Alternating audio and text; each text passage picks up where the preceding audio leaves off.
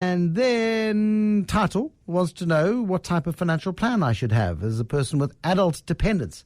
That's really interesting, Tato, the so-called black tax. Maybe start there. Warren Ingram from Galileo Capital on The Money Show, which is brought to you by Old Mutual. Do great things. He's here to do great things, is our Warren Ingram. How do you do a financial plan? Because most of us sort of think of it as we've got to look after ourselves in old age, and if we can help our kids along the way, that's brilliant.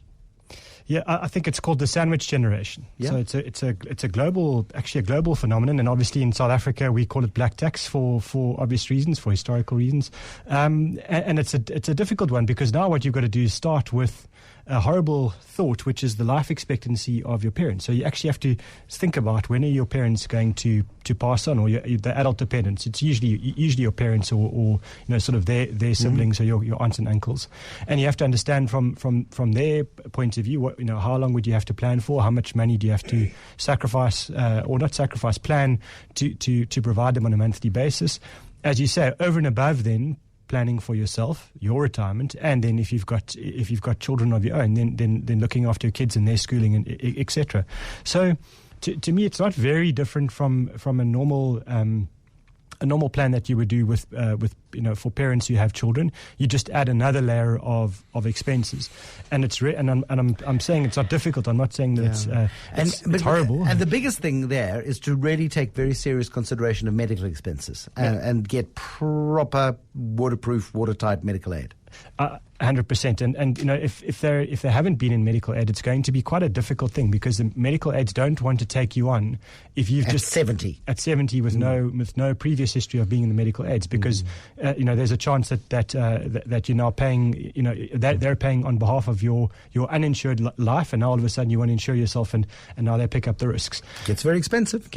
So big exclusions, long periods of exclusion, all of that sort of stuff. And then they load the premium so that they'll make you 30 or 40% more expensive than anyone else. I don't think it's unreasonable of the medical aid companies to do that, because you're more likely to be making claims at that stage of your life than when you're younger, and you become then more of a burden on everyone else in the scheme. Yeah. Let's move on to pocket money, shall we?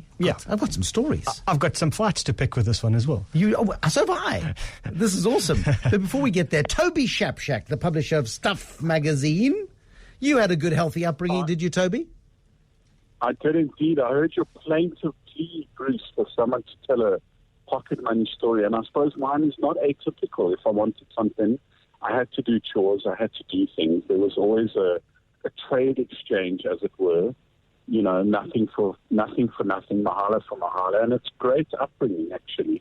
If I wanted something, I had to work for it. I had to save up for it. And that's how life is, isn't it? Now, did you get paid to make your bed? Did you get paid to brush your teeth? Or were these more serious chores? No. Remember we're Jewish, right? So, Don't stereotype yourself now, Toby. and as much as I try to do things wholesale, my parents were like, forget about it. You've got to water the garden, walk the dogs, clean up after the dogs, etc., etc. So it's a very healthy way to, be brought up. Toby, Warren wants to ask you a question because he's nosy this way. Do you have kids, Toby? My wife is 5 months pregnant. Hey! Mazel tov, Toby! Oh, congratulations. Bless Egypt. Thank you. And when my child is born, he too shall suffer in the garden with the watering hose and walking the dogs and whatever else it is that, society has come up with for children to do, and I think that punishment in the suburbs. And I think that's the issue now, is that most of us grew up with this kind of a system, one version of this, and nowadays, families that have are let's say Toby's age and around there, but have kids already, they don't seem to do and instill the same values in their kids. And so my argument with Bruce off air was, I don't think kids should be paid to make their bed that's not an argument. We agree completely on that. Take their kids, take their dishes to the kitchen. That's part and parcel of growing up in good manners, I think. But it comes to, if you want something extra, then surely you have to pay for it. Surely you have to pay for it through effort and earn it. I want to say it's a movable feast, I think. There's a line as to what is expected and then what can be expected to get remuneration. So taking your dishes to the kitchen sink when you're 6 is absolutely right.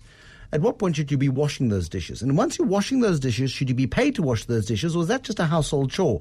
What are the household chores that it's reasonable to expect payment for? And what are the household chores that earns you your board and lodging and it keeps you in the family? Part of growing up. And why do parents not make their kids do those chores anymore? That's really the question from my point of view. Are we not missing a trick? As I'm saying we as if I'm a parent, but are parents not missing a trick in terms of teaching their kids real values nowadays? Let's get some stories. Selma in Roodepoort, you've got a horror story, not yours. Your late husband had a tough time.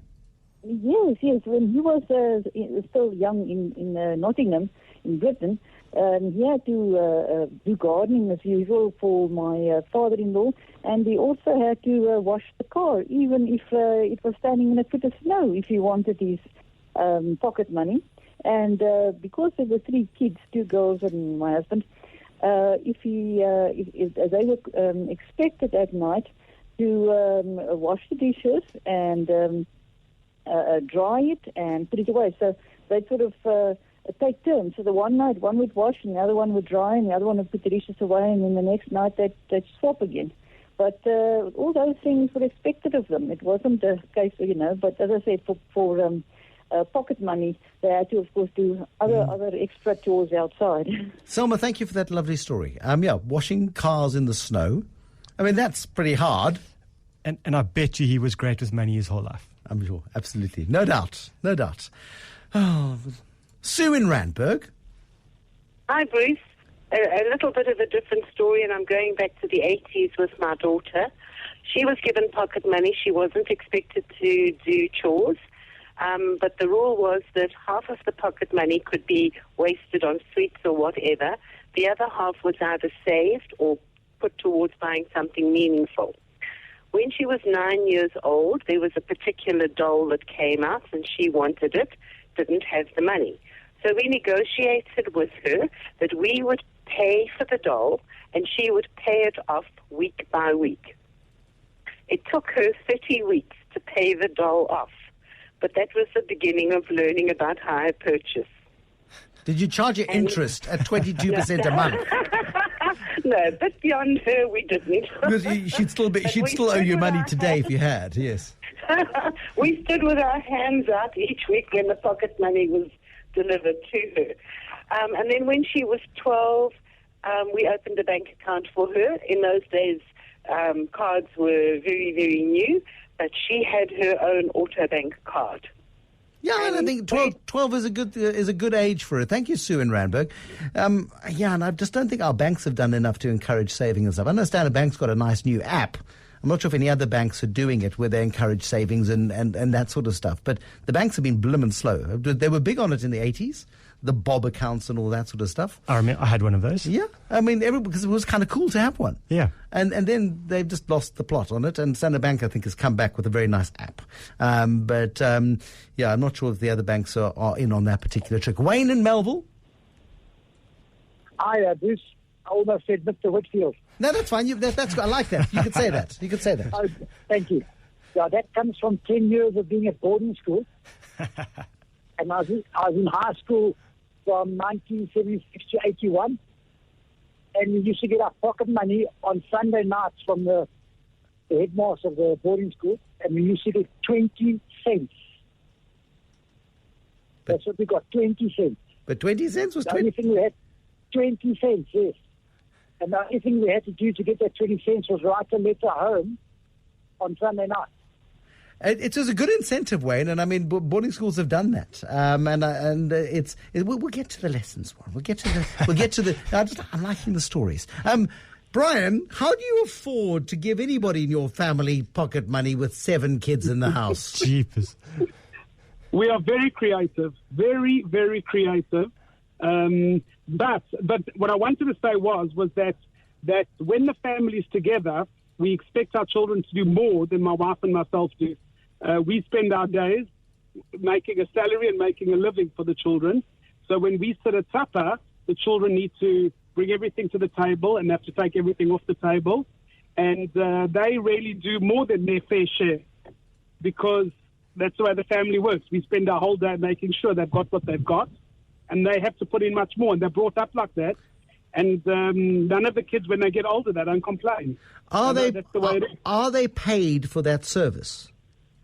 No, it's completely disconnected. In actual fact, when we go through financially difficult times, they don't get any pocket money. That's what they do if they wish to live under the roof. If they wish to have clothing on their back and food in their tummies, that's what they have to do. Brian, I agree with you. I think there's a baseline. And what we're trying to establish this evening, and thank you for your call, Brian, this evening with the Brady Bunch. I think there were only 6 in the Brady Bunch. But with 7, it's Brady Bunch plus 1. But yeah, and especially in a busy house like that, Warren, it's kind of crazy. That's amazing. And I think those are incredible values that are going to be instilled in those kids. And as he says, as they get older, that's just part of life now. They're happy with it. Yeah, I think so. T in Kempton Park has an interesting one. Hello, T. Hi, good evening, Bruce, and to your guest. So, on my side, Bruce, I've got a daughter and a son from as early as 5 years old. For every book they read, it was 100 Rand. And then as they grew, and then I increased the money, and thereafter I would borrow the money from them.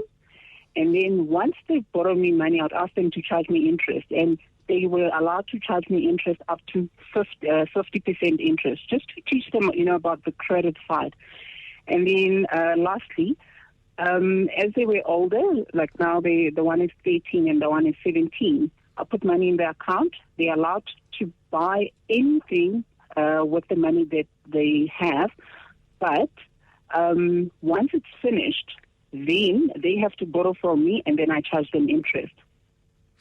T, the Bank of Mom and Dad is a very famous bank, and I think it's an interesting strategy, Warren. It's a brilliant strategy. Yeah. So you realize the power of compounding in your favor and against your against you. But is T doing them a disservice by paying so much interest, the 50% interest? Shouldn't you be paying less interest? Maybe more than the bank would, so maybe paying 10% interest. It amplifies the point without making kids think, hey, interest is cool, it's easy.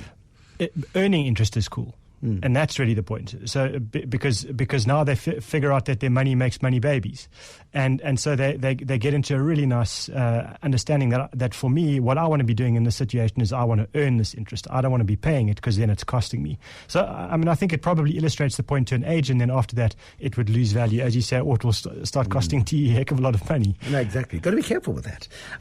One more call. Yvonne, no pocket money for your kids.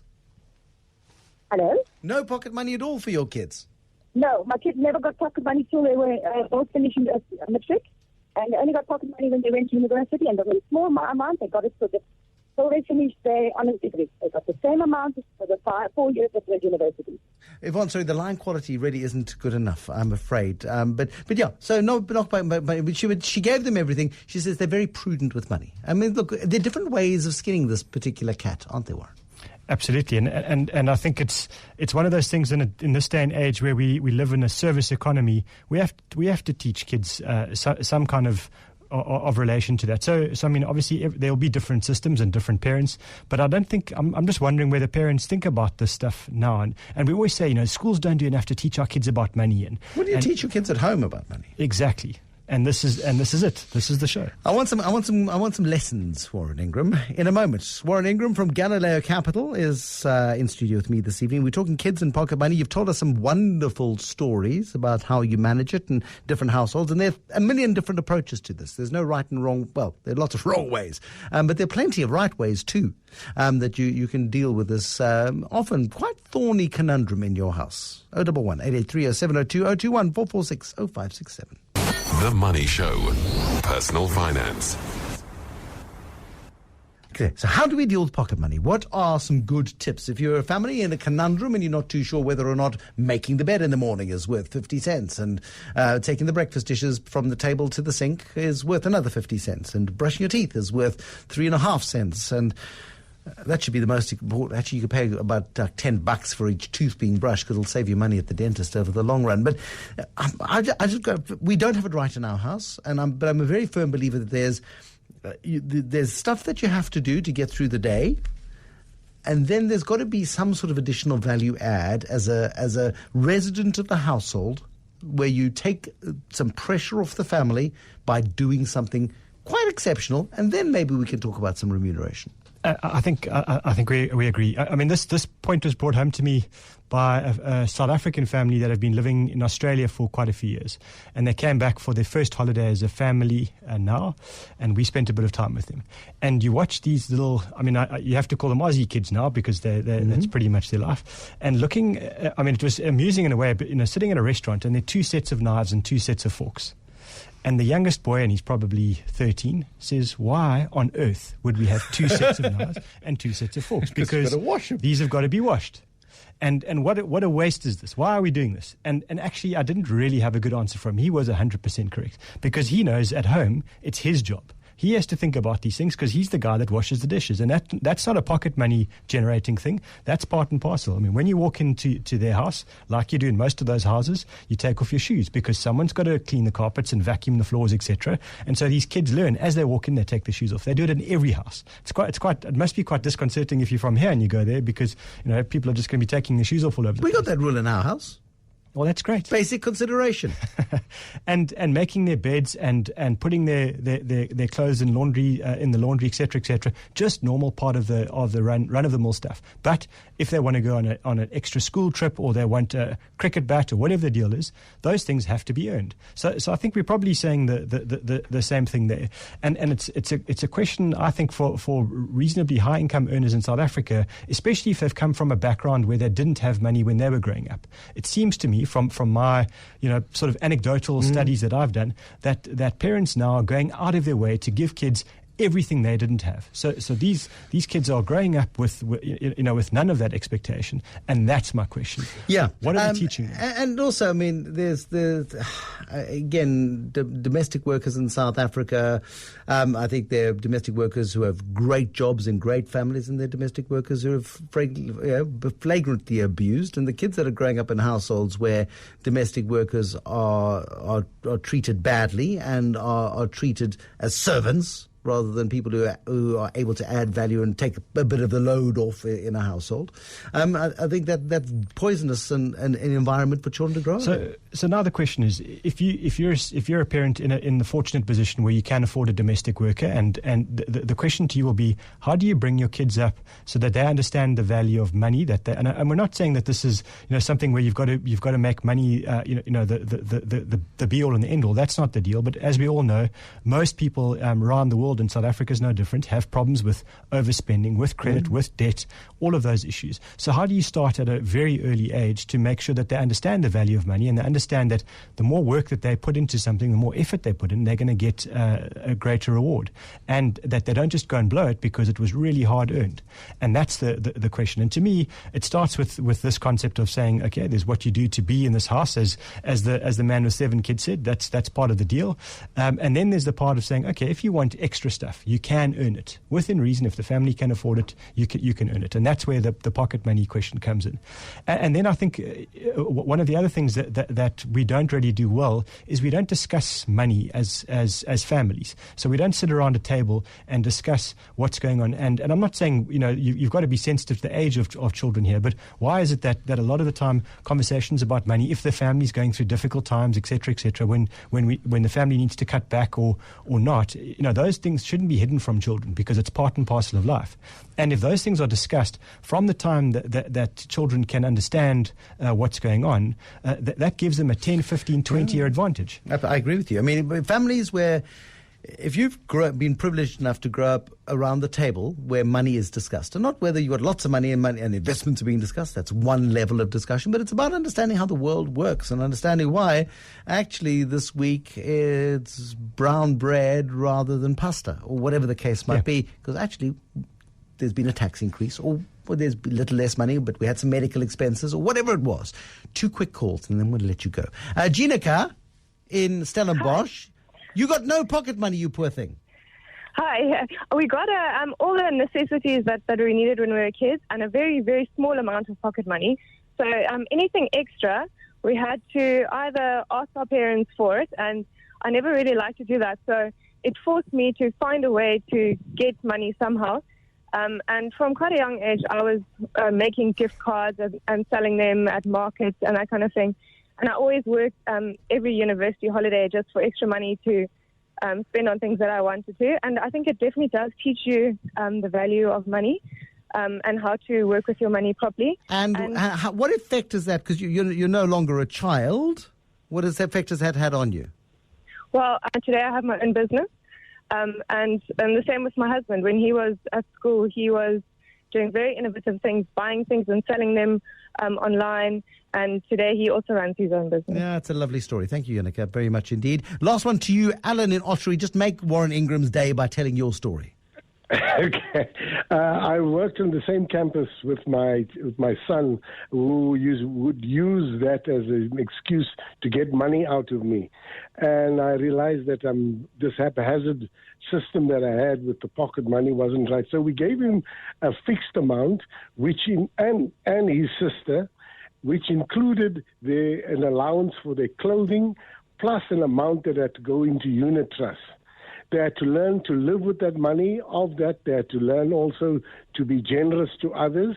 Also, since we were very religious, they had to learn to return a tithe to the church. And, they learned to live within their means. Up until this day, they never borrow. And they bought their first car with the money that had accumulated in their unit trust. And so, I feel that the pocket money did teach them how to live within their means. That's a lovely, lovely story. Alan in Ottery, thank you very much. And also bringing investments into it, Warren Ingram.